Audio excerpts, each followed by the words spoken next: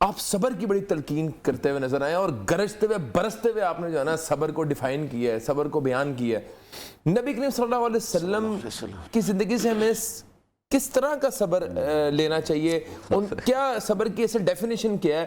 اور مطلب کہ ایک بندہ جو ہے اس کو نوکری نہیں مل رہی، وہ صبر کرے، ظلم ہو رہا ہے برداشت کرے، بیگم کے ساتھ مسئلہ کھڑا ہوا ہے تو اس پہ بھی صبر کرے، ایکچول صبر ہے کیا؟ ذرا وہ تھوڑا سا میں چاہتا ہوں ناظرین کو بتائیں۔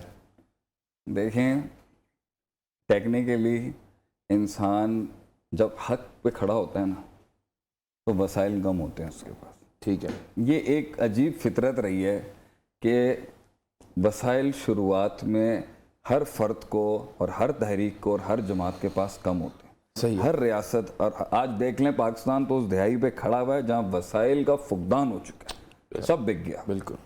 ایسے ایسے حالات میں جب ایک فکر آتی ہے نا، اور ایک لیڈر آتا ہے، ایک فکر لے کے آتا ہے، تو وہ اس قلت کے اندر کم من فئۃ غلبت فئۃ کثیرہ ہوتا ہی صبر پر ہے۔ بالکل صحیح۔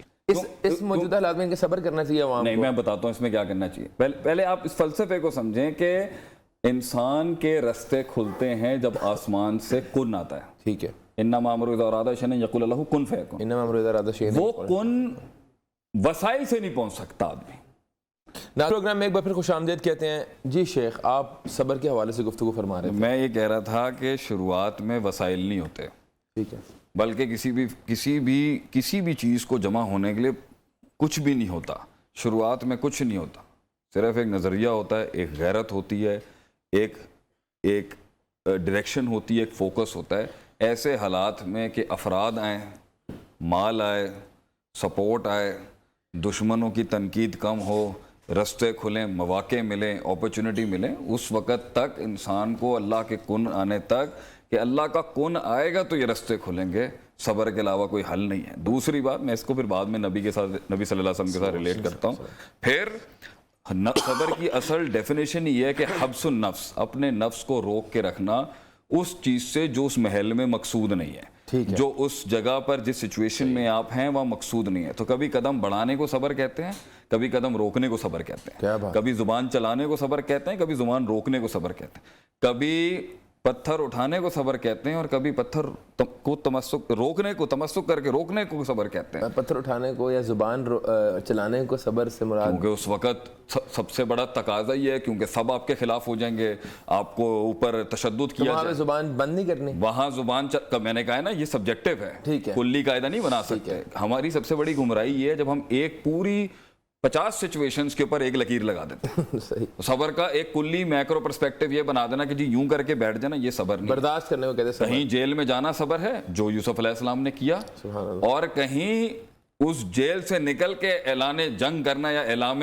حق کرنا، وہ صبر ہے۔ کبھی حاکم کے پاس جا کے جو ہے کلمات حق بیان کرنا صبر ہے، اور کبھی مفاہمت کے تحت جو ہے سورہ مومن کے اندر فرعون کی قوم کے اندر وہ ایمان والا تھا، اس نے اپنا ایمان چھپا کے رکھا، یہ صبر ہے۔ اٹس ویری سبجیکٹیو کہ محل جو تقاضا کر رہے ہیں نا، غیر شرعی کام اس محل میں نہیں کرنا۔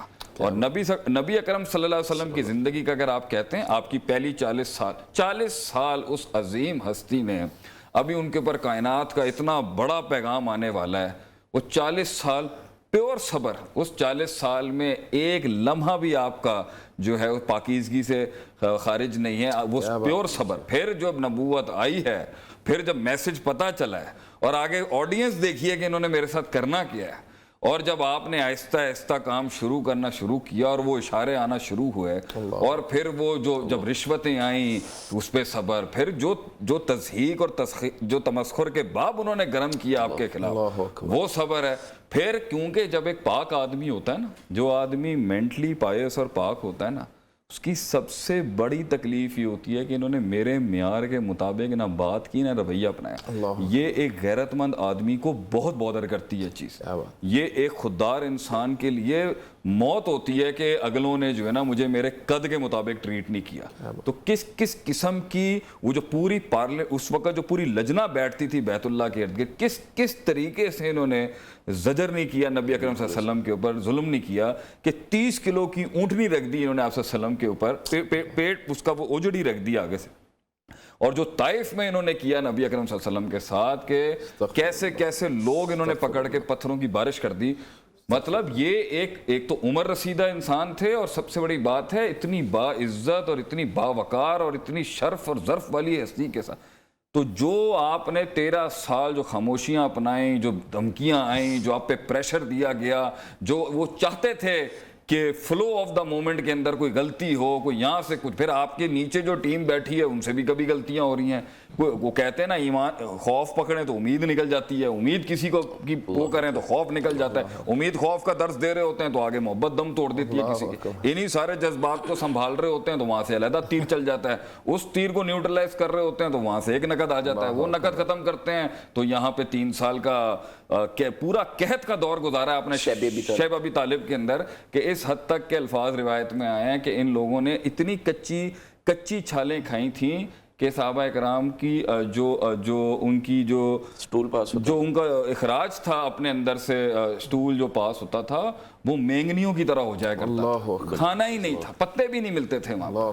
نبی اکرم صلی اللہ علیہ وسلم چمڑے کھائے ہیں، پتھر باندھے ہیں، پھر دانت مبارک نعوذ باللہ دانت مبارک شہید کیے گئے ہیں، پھر یہاں پہ تیر لگے ہیں، پھر نبی اکرم صلی اللہ علیہ وسلم کو زہر دینے کی کوشش، کیا نہیں کیا. لیکن آپ کوئی ایک لمحہ بتا دیں پوری سیاستہ میں، کوئی پوری ادب المفرد کھول لیں آپ، کوئی حدیث کی شمائل کھول لیں، کوئی ایک روایت دکھا دیں جو نبی اکرم صلی اللہ علیہ وسلم نے اس صبر کا دامن، بلکہ 8ویں سال میں دعوت کی، 8ویں سال میں کوئی صحابہ نے آ کے کہا کہ یہ صبح شام ظلم کے باب ہم پہ قائم کرتے ہیں، کچھ ہم بھی تو جواب دیں. تو کیا آیتیں آپ صلی اللہ علیہ وسلم نے نہیں پڑھی؟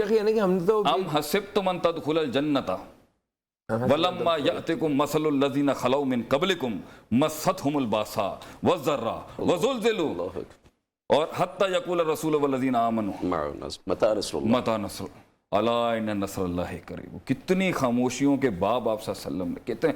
لوگ صبح آتے پلان کر کے، رات کو کافر ہو کے باہر نکل جاتے، ڈیفیمیشن چل رہی ہے، آپ کی بیگمات کے اوپر اٹیک کیے جا رہے ہیں، کریکٹر اسیسنیشن چل رہی ہے، پروپوگنڈاز کے باب چل رہے ہیں، باہر سے فورن پاورز دیکھ رہی ہیں کیا. اس کے بیچ میں جو نبی صلی اللہ علیہ وسلم نے ہولڈ کیا ہوا ہے، جنگ احد کے اندر آپ دیکھیں ایک چھوٹی سی خطا کے ساتھ 70 عظیم صحابہ آپ کے ساتھ بلف کر کے، بلف سے مراد یہ آپ کو دھوکہ دینے کی کوشش کر کے آپ کے کتنے بڑے قراء اور علماء شیخ انہوں نے بلا کے انہوں نے شہید کر دیا وہاں پر. ایک عالم تیار کرنے میں کمر ٹوٹ جاتی ہے، ایک محدث تیار کرنے میں کمر ٹوٹ جاتی ہے. آپ صلی اللہ علیہ وسلم کا ایک صحابی جس کی کوئی مثال نہیں ہو سکتی دنیا میں، ان کا اتنا قد ہے، انہوں نے 40 سے 70 کے قریب صحابہ وہاں پہ شہید کر.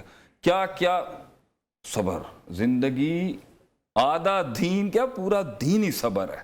صبر کے اٹھنا ہے آپ نے، صبر کے بیٹھنا ہے آپ نے، صبر کے نماز پڑھنی ہے آپ نے، نماز کے بعد وہاں بیٹھنا صبر، زبان سنبھالنے کا صبر.